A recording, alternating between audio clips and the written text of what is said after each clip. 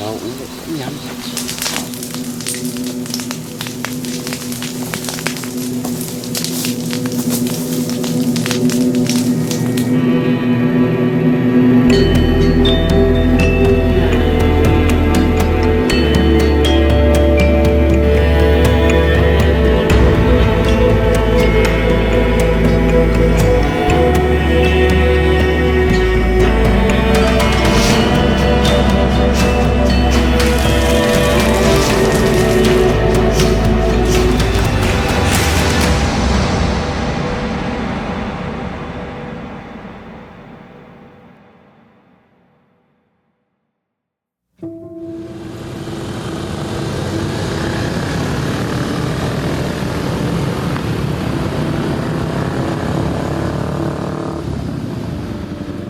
Yang Anda lihat ini bukanlah efek kamera atau hasil editing, melainkan polusi udara akibat asap kebakaran hutan dan lahan atau karhutla.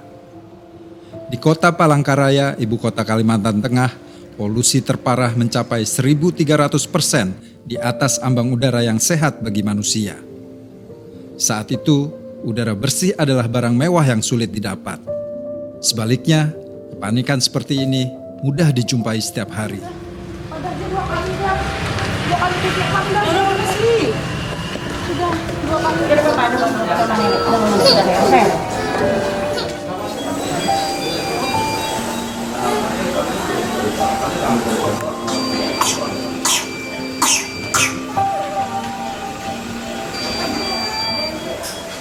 Karhutla tahun 2015 tak hanya terjadi di Kalimantan Tengah.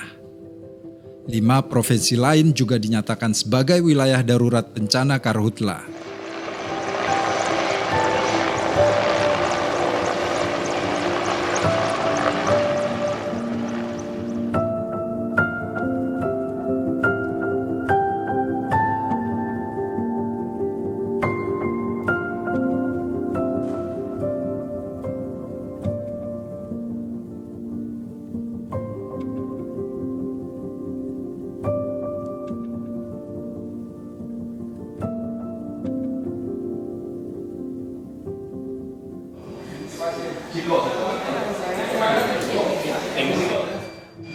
Nah, sakit apa?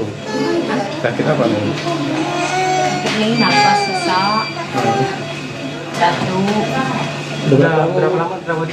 seminggu. Ini nampak apa? Nampak kabut asap ya? Hah? Ini nampak kabut asap ya? Iyalah. Kalau di desa itu kebat kabutnya pekat. Iya. Jadi anaknya batuk. Terus apa lagi? Bu? Batuk muntah. Susah bernafas. Sri Eldawati, seorang warga desa Matangai Hulu, Kalimantan Tengah, menceritakan pengalamannya. Banyak warga kami yang kena penyakit ISPA. Di sini juga banyak yang kena penyakit paru-paru. Ya, dan itu banyak yang terjadi yang paru-paru sama yang dibilang orang sini bahayok itu banyak orang tua lanjut usia itu. Dan para anak-anak kebanyakan mereka ISPA-nya yang sudah dianggap akut gitu. Di tahun yang sama, saat kebakaran hutan terjadi, Dr. Agus Dwi Susanto, seorang ahli paru, melakukan riset dampak kebakaran hutan terhadap kesehatan warga di Pekanbaru, Riau. Riset dilakukan terhadap 89 responden yang terpapar asap karhutla. Di situ terlihat bahwa sebagian besar masyarakat yang menjadi sampel penelitian 71,4% itu mengalami gejala pernapasan seperti batuk, kemudian batuk berdahak, kemudian napas agak berat, sakit tenggorokan, itu adalah gejala-gejala respirasi ya. Di luar itu terdapat juga keluhan-keluhan non respirasi ya, seperti keluhan mata merah ya, kemudian keluhan pada kulit, keluhan mual atau saluran cerna. Ditemukan sekitar 84,7% pada sampel penelitian tersebut.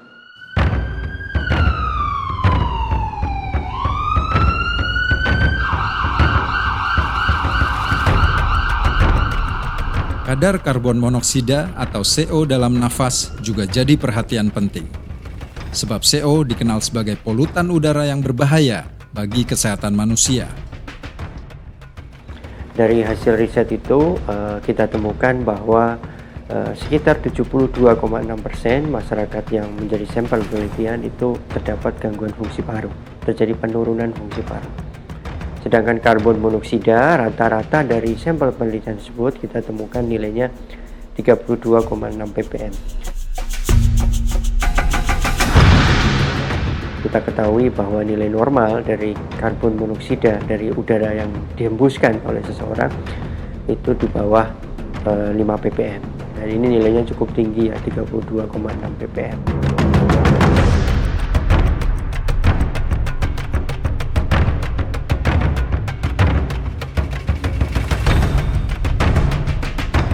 Anak-anak dan lansia adalah korban yang paling rentan.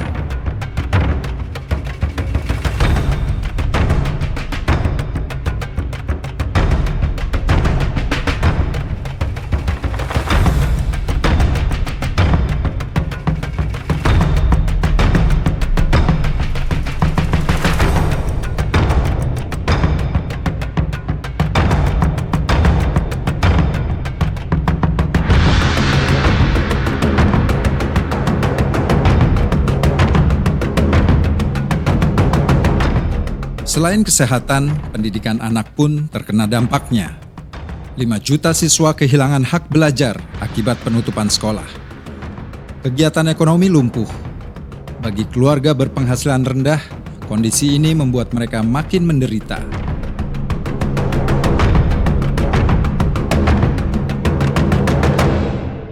Kalau orang mampu nggak apa-apa Pak, kalau orang miskin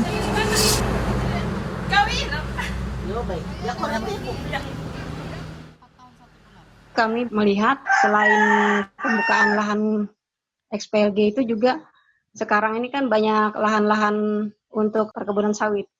Jadi di perkebunan sawit ini kami juga melihat sama pembakaran itu dikerjakan mereka, bukan kami yang petani peladang. Sangat rugi lah melihat keadaan seperti ini. Kenapa pemerintah tidak memberikan semacam peraturan yang tegas kepada mereka untuk tidak lagi membakar.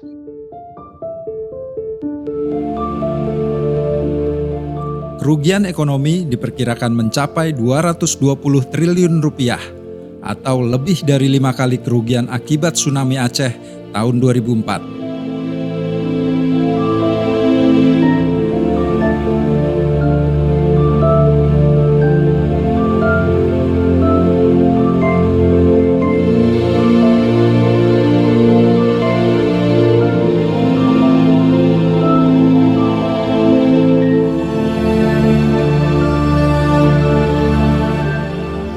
Hanya dinilai lambat, pemerintah bahkan dinilai telah gagal menjamin hak hidup, hak kesehatan, serta hak atas lingkungan hidup yang baik dan sehat.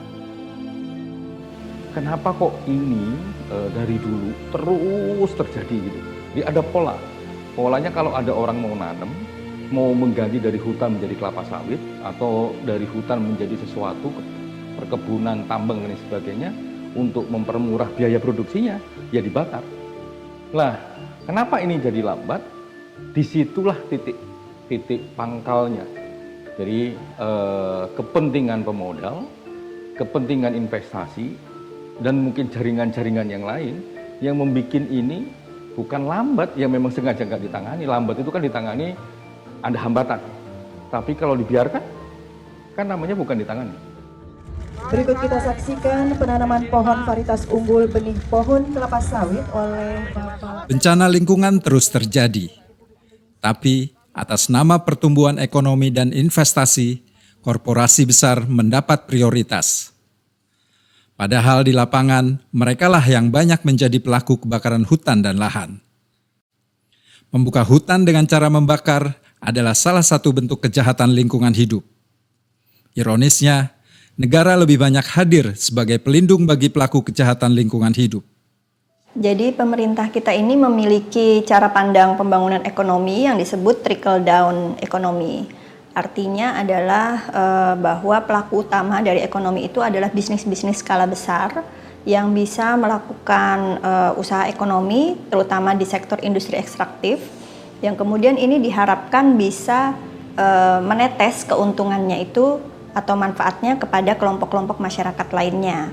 Sehingga itulah kemudian pemerintah memberikan konsesi dan izin-izin dalam luasan yang sangat besar kepada perusahaan-perusahaan tersebut, yang itu diberikan tanpa berkonsultasi ataupun mendapatkan persetujuan dari masyarakat lokal. Dan ini bukan hanya menimbulkan konflik, tetapi karena model ekonominya juga yang destruktif ya, dan mengeruk sebanyak-banyaknya sumber daya alam, itu juga mengakibatkan terjadinya kerusakan lingkungan, pencemaran, kehilangan hutan, kehilangan keanekaragaman hayati, dan lain-lain. Izin pelepasan kawasan hutan. Ini kita sederhanakan. Ini juga sama. Izin prinsip dulu 2 tahun, 4 tahun baru keluar izinnya. Nah, ini bisa kita singkat dalam 12 sampai 15 hari. 12 hari lah. Mengapa teman-teman ini perlu waktu? Karena Inilah contoh bagaimana produk kebijakan negara memberikan keistimewaan bagi korporasi.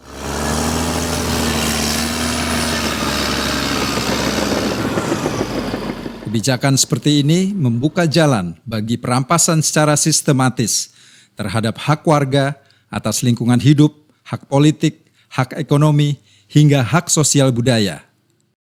Selain kebijakan negara yang menguntungkan bagi korporasi, tak sedikit korporasi yang seolah memiliki impunitas atau kebal di hadapan hukum.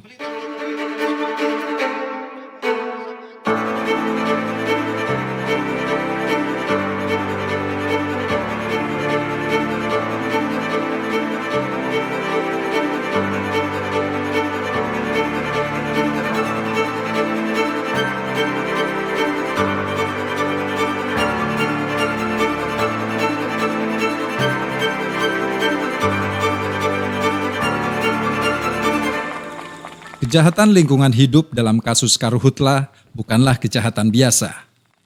Kejahatan ini dapat dikategorikan sebagai kejahatan luar biasa atau extraordinary crime. Inilah yang dikenal sebagai sebutan ekosida.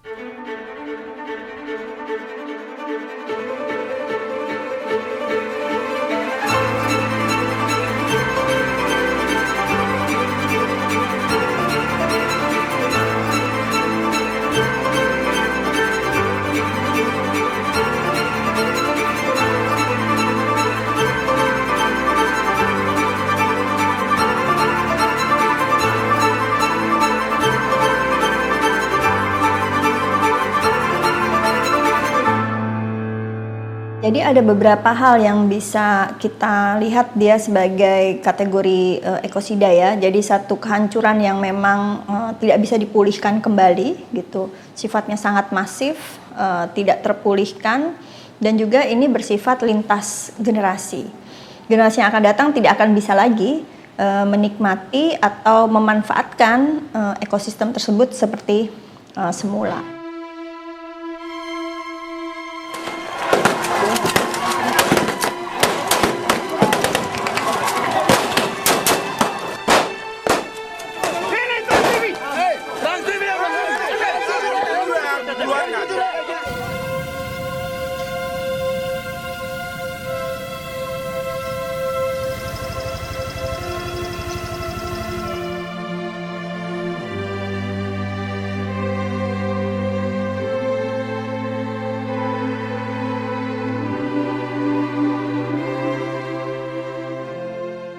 Kejahatan ekosida seperti kasus Karhutla menghasilkan kehancuran lingkungan yang ekstrim.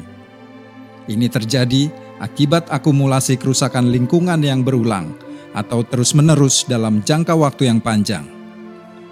Karena itulah, pelaku kejahatan lingkungan tak boleh lagi memiliki impunitas. Diperlukan aturan hukum yang memastikan bahwa kejahatan lingkungan adalah bentuk kejahatan ekosida. Sebab penghancuran lingkungan hidup terbukti tak dapat diselesaikan hanya dengan mengandalkan penegakan hukum lingkungan yang biasa. Hanya ngomong kasus lingkungan, ya kan? Kasus lingkungan misalnya, pabrik kecil, pabrik kecap, pabrik yang kecil-kecil di tengah masyarakat yang mungkin itu home industri juga ngerusak lingkungan. Gitu. Kalau dia buangnya sembarangan di selokan di sungai juga itu merusak lingkungan. Tapi kenapa kok ini harus ada kategori ekosida yang digagas oleh teman-teman Walhi misalnya, atau teman-teman yang bergerak di lingkungan menjadi sesuatu kejahatan yang punya fokus. Karena memang mau fokusnya ini kerusakannya gede, implikasinya juga serius, pelibatan aktornya juga di mana-mana, dan kadang-kadang memang pelibatan aktor ini bahkan tidak bisa tersentuh. Makanya harus jadi concern dia menjadi satu kerangka hukum sendiri. Itu kebutuhannya. Lahirnya aturan hukum yang kuat akan menjamin keberlanjutan ekosistem kehidupan. Dari sini pula diharapkan akan muncul desakan agar negara hadir bagi warga dan bukan hadir melindungi korporasi. Sebab negara memiliki tanggung jawab untuk menghormati, memenuhi dan melindungi hak asasi manusia, baik untuk generasi hari ini maupun generasi mendatang.